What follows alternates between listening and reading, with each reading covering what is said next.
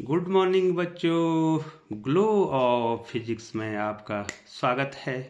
प्यारे बच्चों, glow of physics के द्वारा कक्षा 12 भौतिक विज्ञान जो कि संपूर्ण विषय की वीडियो बनी थी, ये आखिरी वीडियो है बच्चों। और पूरी आशा और विश्वास है कि आपने ग्लो ऑफ फिजिक्स में बनी हुई लगभग 400 वीडियो का आनंद लिया होगा और आपकी समझ में भी आया होगा बच्चों। तो लिए चलते हैं बच्चों, ग्लो ऑफ फिजिक्स के द्वारा इंटरमीडिएट फिजिक्स की संपूर्ण विषय की तैयारी हेतु अंतिम वीडियो के संदर्भ में, जो कि बनी है हाइगेंस के द्वितीयक तरंगिकाओं के सिद्धांत द्वारा तरंगों के अपवर्तन की व्याख्या। बहुत ज़्यादा इम्पोर्टेंट है, वेरी इम्पोर्टेंट। आपको या तो परावर्तन की व्याख्या पूछा जाएगा 5 नंबर का, या तो अपवर्तन की व्याख्या पूछी जाएगी। ठीक है बच्चों। तो प्यारे बच्चों, ये अंतिम वीडियो है और इसके बाद मैं आपको बोर्ड परीक्षाओं के लिए इम्पोर्टेंट जो है गेसेस देने वाला हूँ। तो प्यारे बच्चों, लिए चलते हैं आपको फिगर की ओर। तो ध्यान देंगे, ये आपका फिगर है, आपको स्पष्ट रूप से दिखाई दे रहा होगा बच्चों। ये देखिए बच्चों, ये माध्यम 1 है, मीडियम 1 है, और ये माध्यम 2 है, मीडियम 2 है। तो प्यारे बच्चों, अपवर्तन में क्या होता है, प्रकाश की किरण एक माध्यम से दूसरे माध्यम में जाती है और प्रकाश जो अपने मार्ग से विचलित हो जाता है, लेकिन इस घटना में प्रकाश की आवृत्ति नहीं बदलती। बहुत ही इंपॉर्टेंट है बच्चों। अपवर्तन में ये बहुत इंपॉर्टेंट है, आपको ध्यान देना पड़ेगा। अपवर्तन में प्रकाश की आवृत्ति नहीं बदलती, प्रकाश की आवृत्ति नहीं बदलती। ये की पॉइंट है बच्चों। क्या बदलता है? चाल बदलती है, तरंग दैर्घ्य भी बदल जाता है, लेकिन अपवर्तन की क्रिया में प्रकाश की आवृत्ति नहीं बदलती है बच्चों। ध्यान रखना है आपको। तो प्रकाश का अपवर्तन सिद्ध करने के लिए हमें स्नेल का नियम सिद्ध करना पड़ेगा बच्चों, अर्थात साइन आई बराबर साइन आर जो है हमको प्रूव करना होगा बच्चों। तो प्यारे बच्चों, लिए चलते हैं फिगर की ओर। ये देखिए, यहाँ पर जड जड डैश जो है एक सीमा पृष्ठ है जो दो माध्यमों को अलग कर रहा है बच्चों। यहाँ एक माध्यम ये है और एक माध्यम ये है, लेकिन ये क्या कर रहा है, इसको अलग कर रहा है। ठीक है बच्चों, सीमा पृष्ठ है। ठीक है बच्चों, अपवर्तक पृष्ठ है बच्चों। इस पर एक तरंगाग्र ए भी तिरछा आपतित हो रहा है आई कोण पे। तो हमने पहले ही प्रूव किया था बच्चों कि ये पूरा एंगल 90 डिग्री का होगा, क्योंकि तरंगाग्र पर जो है जो किरण होती है बच्चों वो लंबवत होती है, और ये भी 90 डिग्री है बच्चों, ये भी 90 डिग्री है क्योंकि ये लंब है। ठीक है बच्चों, इसका मतलब इस 90 में ये इस एंगल के साथ ये जुड़ा है, इस एंगल के साथ ये जुड़ा है, ये दोनों में कॉमन है। इसका मतलब ये एंगल और ये एंगल बराबर होंगे, इसलिए ये आई और ये आई आपस में बराबर हुए हैं बच्चों। ठीक है, तो ये ए भी जो है आपतित तरंगाग्र है, आई कोण पर तिरछा आपतित हो रहा है बच्चों।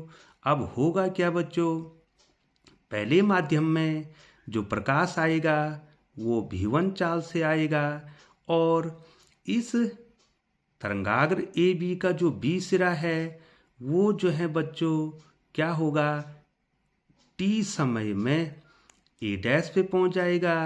अर्थात ये दूरी कितनी होगी, एस बराबर, दूरी बराबर होता है चाल गुणा गए समय। तो चाल v1 है और टी टाइम में यहाँ पहुँच रहा है। इसका मतलब जो बी ए डैश है वो v1 टी हो गया। अब ये टी समय में यहाँ पर पहुँचेगा और ये ए क्या करेगा, इससे यहाँ पर जो है ये जो ए है इससे निकलने वाली जो तरंगिकाएं हैं बच्चों वो v2 चाल से उतने ही समय में बी डैश पर पहुंच जाएंगी बच्चों। एक ही समय में पहुंचना है बच्चों। ये बी पहले माध्यम में v1 चाल से t समय में यहाँ पर पहुँचेगा v1t दूरी तय करके। ये a से जो द्वितीयक तरंगिकाएँ निकलेंगी वो v2 चाल से t समय में b डैश पर पहुँचेंगी। तो a b डैश भी क्या होगा, ये दूरी v2t हो जाएगी और ये दूरी v1t हो जाएगी। अब क्या होगा बच्चों, जब ये तरंगाग्र AB जो है आगे बढ़ेगा तो यहाँ पर A और A डैश के बीच जितने भी माध्यम के कण हैं वो क्या करेंगे, तरंग स्रोत का काम करेंगे। S1, S2, S3, S4 जो भी लिख सकते हैं बच्चों, उनसे द्वितीयक तरंगिकाएँ निकलेंगी। ठीक है बच्चों, पहले माध्यम में v1 चाल से चलेंगी, दूसरे माध्यम में v2 चाल से चलेंगी। अब हम क्या करेंगे बच्चों, A को केंद्र मानेंगे, A को केंद्र मान के v2t त्रिज्या का एक चाप खींच देंगे बच्चों और इस B डैश को A डैश से मिला देंगे। तो ये हो जाएगा आपका अपवर्तित तरंगाग्र, अपवर्तित तरंगाग्र। और ये कैसा तरंगाग्र है, ये आपतित तरंगाग्र है। ठीक है बच्चों, अब ये अभिलंब हमने खींच दिया है बच्चों, तो ये अपवर्तित किरण हो जाएगी, ये अपवर्तन कोण हो जाएगा। तो ये कोण इस कोण के बराबर, जैसे हमने ये सिद्ध किया है, ये कोण इस कोण के बराबर हो जाएगा बच्चों। अब प्यारे बच्चों, हमने प्रूव करना है अपवर्तन के नियम। तो सबसे पहले हमें जो है क्या प्रूव करना पड़ेगा बच्चों, साइन आई और साइन आर को इक्वल प्रूव करना पड़ेगा बच्चों। तो प्यारे बच्चों, यहाँ पर आपको देखना है बच्चों। ठीक है बच्चों, तो ध्यान देंगे आप यहाँ पे, तो आपको फिगर तो दिखाई दे रहा है बच्चों। देखिए बच्चों, आप त्रिभुज लीजिए, त्रिभुज ए दिखाई दे रहा है बच्चों, ए बी और ए डैश में, ए बी ए डैश में। ठीक है बच्चों, इसमें आप ले रहे हैं साइन आई, साइन आई। ये देखो बच्चों, ये एंगल है इसका, इसके सामने की भुजा इसका लंब और ये भुजा कर्ण। ठीक है बच्चों, साइन थीटा बराबर लंब बटे कर्ण, अर्थात बी ए डैश बटे कर्ण कितना है बच्चों, ए डैश है। बी ए डैश को क्या लिख सकते हैं, v1t बटे कितना हो जाएगा बच्चों, ए डैश हो जाएगा। ठीक है बच्चों, पुनः दूसरे त्रिभुज में जा रहे हैं बच्चों। ये देखिए क्या नाम है, A B dash A dash. क्या नाम है बच्चों, ए बी डैश। ये देखो B dash A dash, A B dash A dash में। अब हमने उसमें साइन आर निकालना है बच्चों, साइन आर निकालना है। तो इसके लिए ये सामने वाली भुजा लंब होगी। तो ये कितनी है बच्चों, ए बी डैश है और कर्ण जो है 90 डिग्री के सामने, यहाँ 90 डिग्री के सामने का था तो वही है, ए डैश हो जाएगा बच्चों। ये देखिए बच्चों, और ए बी डैश को क्या लिखेंगे बच्चों, ए बी डैश को v2t लिखेंगे बच्चों। तो ये हो जाएगा v2t बटे ए डैश। ठीक है बच्चों, अब तो फिगर आ गया आपको। अब मैं ऊपर कर लेता हूँ बच्चों, ये देखिए ये आ गया। अब देखो बच्चों, हम साइन आई और साइन आर निकाल देते हैं बच्चों। तो कितना हो जाएगा बच्चों, v1t बटे ए डैश बटे v2t बटे ए डैश। तो ये कितना हो जाएगा, v1t इंटू ए डैश बटे v2t into A dash. A dash cut गए, टी से टी कट गया बच्चों। तो प्यारे बच्चों, अब कितना आ गया, sine I upon sine R बराबर v1 अपॉन v2। और ये v1 अपॉन v2 की जो वैल्यू है बच्चों, दोनों माध्यमों में जो प्रकाश की चालों का अनुपात है वो नियतांक होगा। ठीक है बच्चों। अब स्नेल का नियम क्या है? स्नेल का नियम भी यही है, स्नेल का नियम। ठीक है बच्चों। स्नेल का नियम क्या है बच्चों? Sine I upon sine R बराबर n। ठीक है बच्चों। ये भी क्या है बच्चों? नियतांक है। तो इसका मतलब क्या हो गया बच्चों? हमने स्नेल का नियम क्या कर दिया? प्रूव कर दिया। और हाइगेंस ने एक चीज और बता दी बच्चों, जो स्नेल ने नहीं बताई थी वो यहाँ बता दिया है बच्चों। ठीक है बच्चों। यहाँ वो भी प्रूव कर दिया है बच्चों कि ये जो sine I upon sine R है, sine I upon sine R है, ये जो है क्या होता है?